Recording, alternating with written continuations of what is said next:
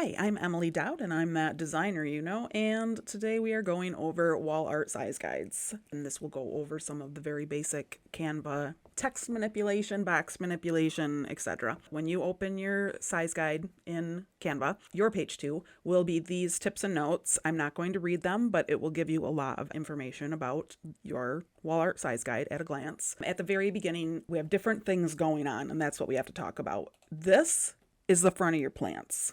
Okay, now you might not have this in yours, but you might. I do this a lot. I like to bring 3D elements. So for the first time you go into here, you probably want to go to position and you want to look at all your layers and see what's going on. Your base image is always going to be way back here at the very bottom.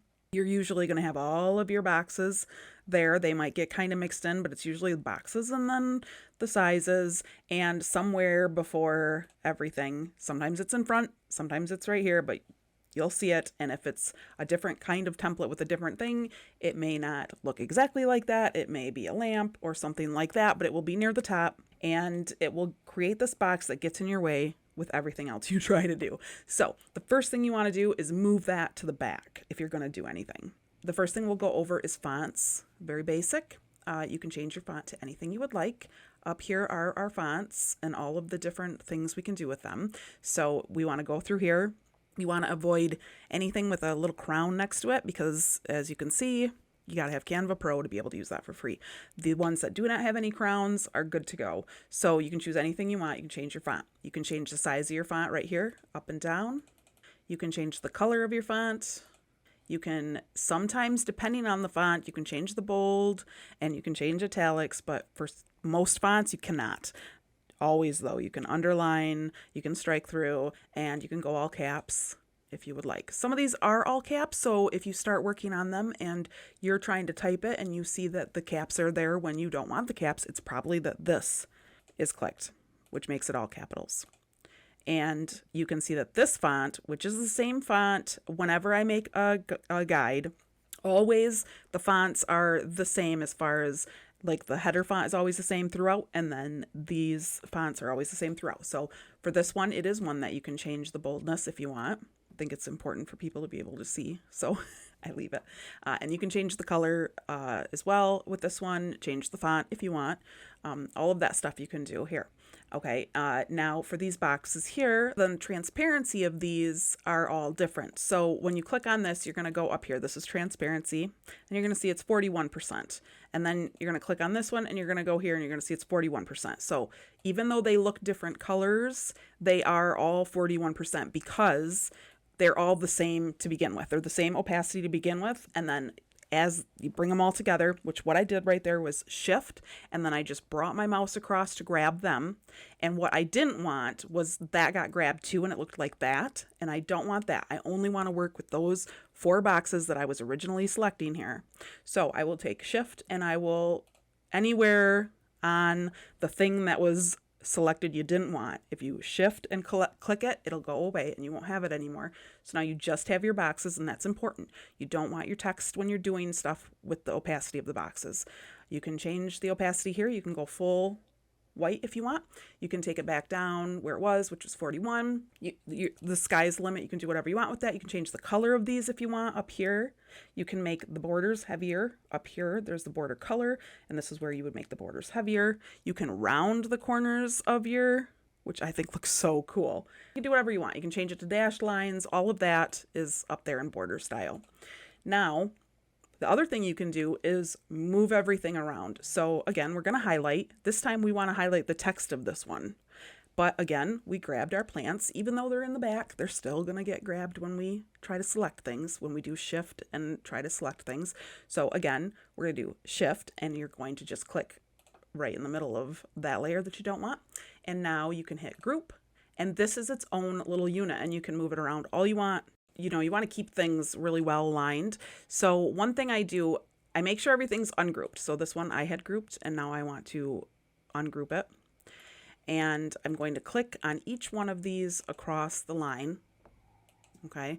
And then if I go up here to position and then arrange and click top, now I know that all of those ratios are completely in line with each other across the top, which really looks nice. You want to make sure to do that. The rest of them are not as critical simply because all the sizes are different, and the only one that's really going to line up is this top layer here. So you can do that and just make sure they're all completely straight across, and that looks really nice. And then that's about it. You can line up. I did the thing, I think, where we line these up on the left. If not, I'm going to do it right now.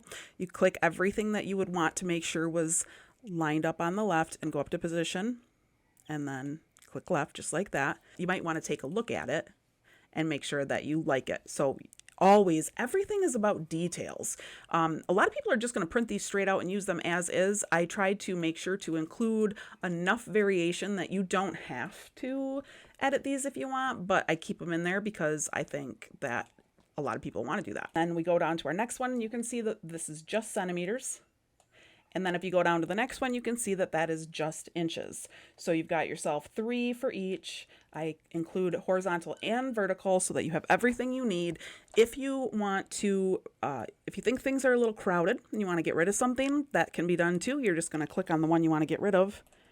And then you have a lot more space in there. So that truly is one of the main reasons I include it as an edit yourself thing, because then you can do that. If I just gave you the JPEGs, you're stuck with all the sizes, and I like to include them so you have them. But when I list stuff and I put my wall art size guides up, I try to say kind of specific to what my clients need so that I'm not overwhelming them with too much. So maybe I only offer 3 of the sizes in 5:4 ratio, so I'm only going to show those 5 sizes. Maybe this only comes in 3:2 ratio, the thing that I want to give my client. So I'm going to get rid of all of this, right? And just have that, and you're going to keep it where it is. You want to keep it in the right perspective. Oops, I did not want to get rid of that. All right, and then you would highlight it all, right, and just center it above your thing. You're going to make sure to grab everything. I am having a day, you guys, a day. All right, so we're going to unclick. I don't want that, and I don't want that. I just want this, and center that. And I can say, hey, yeah, so you are looking at, this is the ratio and this is what it would look like on top of a couch. And then they'll come back to me and they'll say, ooh, you know, like, I didn't realize the 36:24 was so big, so I'm so glad I didn't do that, you know. And it helps to manage your clients' expectations. It's going to increase your sales.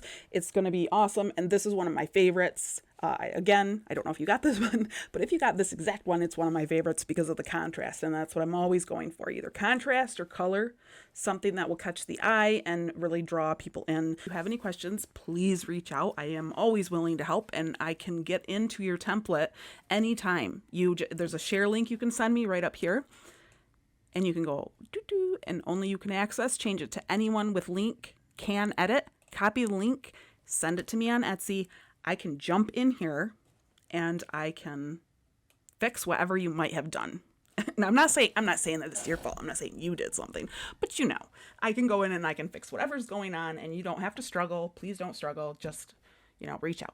All right. Thank you again. And if you have any suggestions for things you want tutorials for, please let me know and I will gladly do that. All right. Well, until next time, see you guys later.